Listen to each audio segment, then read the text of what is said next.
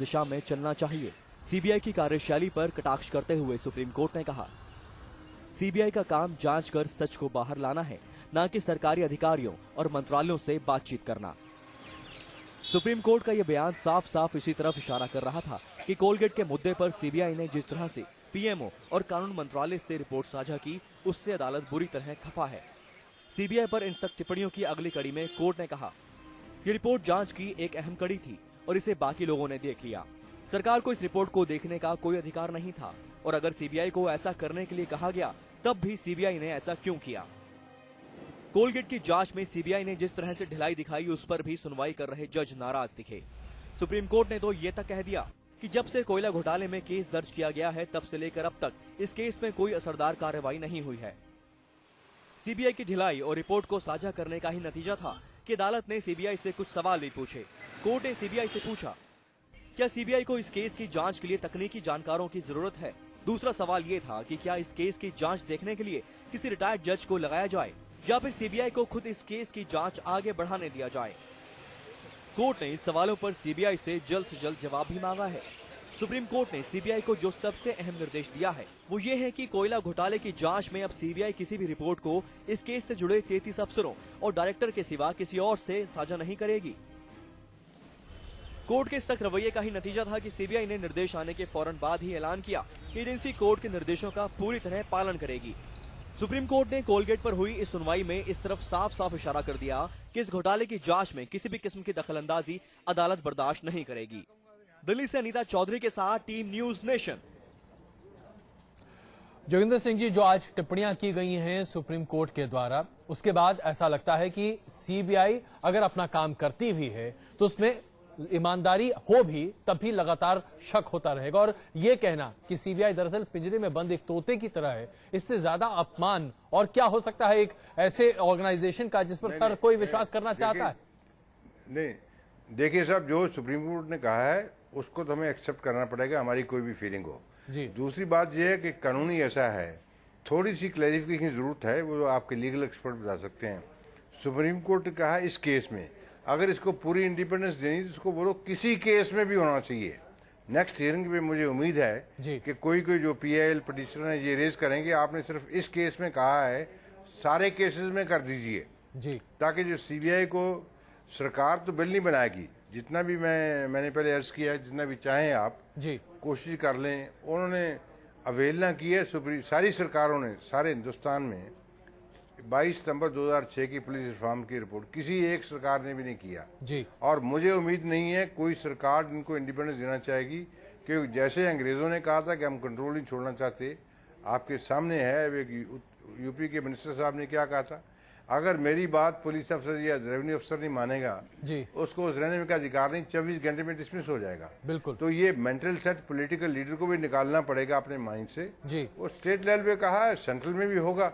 ये जो आप सुप्रीम कोर्ट ने कहा है, हमारे माननीय कानून मंत्री साहब जो हैं वो भी वकील हैं, ये नहीं कि उनको पता नहीं था कि सुप्रीम कोर्ट ने क्या मतलब है। बिल्कुल। पहले उन्होंने रावल साहब को बोला कि आपके किसी ने शेयर नहीं किया। जब एक अखबार ने स्टोरी ब्रेक की तो उन्होंने इस्तीफा दे दिया कि जी हाँ मीटिंग हुई थी, वो हुई थी। अब चूंकि विजिलेंट मीडिया जो है इन चीजों को एक्सपोज कर सकता है। वही बात है कि आप एक के बाद एक कोर्ट के सामने झूठ भी बोलते हुए दिखाई दे रहे हैं। नकवी जी, एक छोटी सी टिप्पणी आपकी इस पर। सीबीआई की इस पूरी कारगुजारी की बात अलग, लेकिन कानून मंत्री ने जिस तरीके से इस पूरे मामले को डील किया, क्या आज ये मौका नहीं है कि उन्हें इस्तीफा दे देना चाहिए? बिल्कुल दे देना चाहिए। मुझे तो लगता नहीं कि उनको अपने पद पर बने रहने कोई नैतिक अधिकार है और उनका कोई हक नहीं बनता था कि वो सीबीआई की स्टेटस रिपोर्ट को मंगाएं, उसको पढ़ें, उसको एडिट करें, संपादित करें और कहें कि ये अंश निकाल दीजिए। वो एडिटर नहीं है, वो संपादक नहीं है, वो मंत्री हैं, कानून मंत्री के तौर पे वो काम कर सकते हैं। तो मुझे लगता है कि जो कुछ उन्होंने किया, और वो ऐसा भी नहीं कि ऐसा करने के पीछे कोई मकसद नहीं रहा हो। एक वो मंत्री हैं बहुत जिम्मेदार, और जब वो स्टेटस रिपोर्ट मंगाते हैं, देखते हैं, एडिट करते हैं, तो जाहिर सी बात है कि उसके पीछे कोई ना कोई मंशा जरूर रही होगी।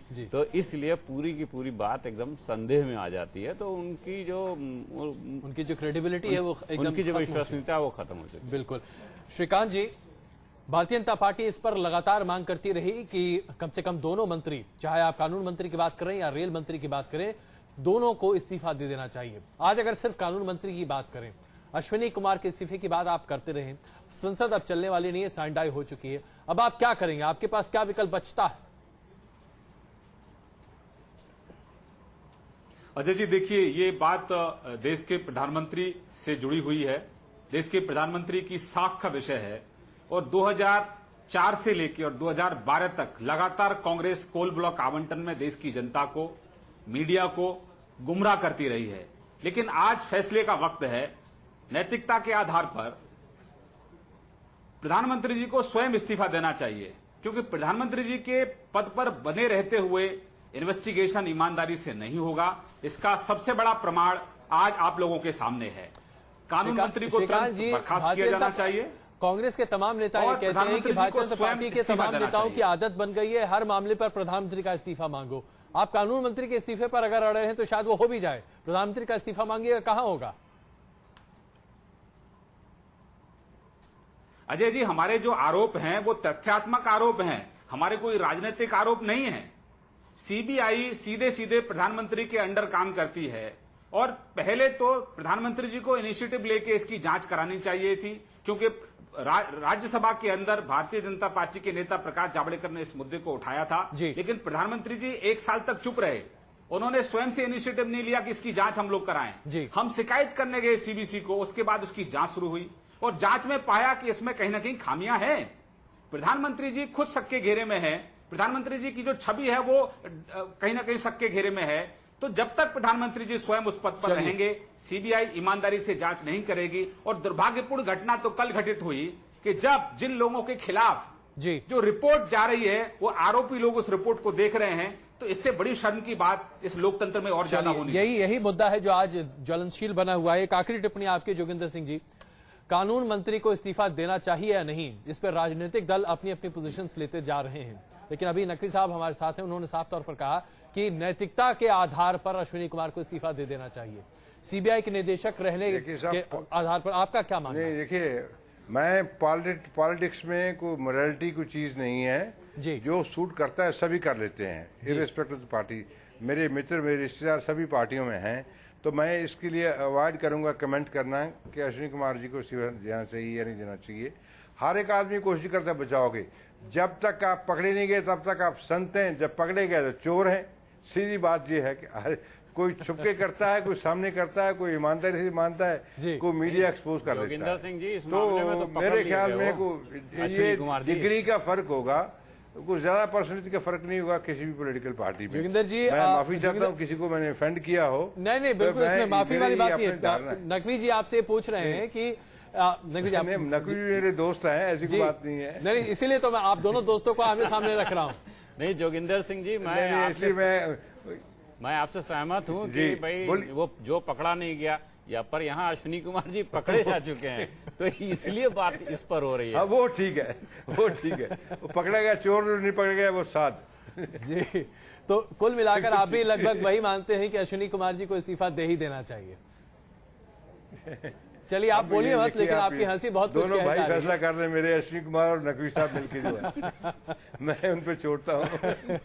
चलिए, आप सबों का बहुत बहुत धन्यवाद इस चर्चा में शामिल होने के लिए। नकवी जी आपका भी, श्रीकांत जी और जोगिंदर सिंह जी बहुत बहुत धन्यवाद। और जाहिर सी बात है, तमाम लोग ये जरूर कहें कि कानून मंत्री अश्विनी कुमार को इस्तीफा दे देना चाहिए। रेल मंत्री के इस्तीफे की बात भी लगातार होती चली आ रही है, लेकिन मौजूदा यूपीए सरकार ये ठान कर बैठी है कि जब तक चोर को चोर की संज्ञा देना काफी नहीं है, उसे सिद्ध भी करना होगा। और जब तक ये बात सामने नहीं आती, तब तक ना तो कानून मंत्री और न ही रेल मंत्री की गर्दन कटेगी। अब ऐसे में प्रधानमंत्री मनमोहन सिंह आखिरी फैसला ले रहे हैं। अब जाहिर सी बात है, वो ले रहे हैं या 10 जनपद, ये तो समय आने के साथ ही समझ में आएगा।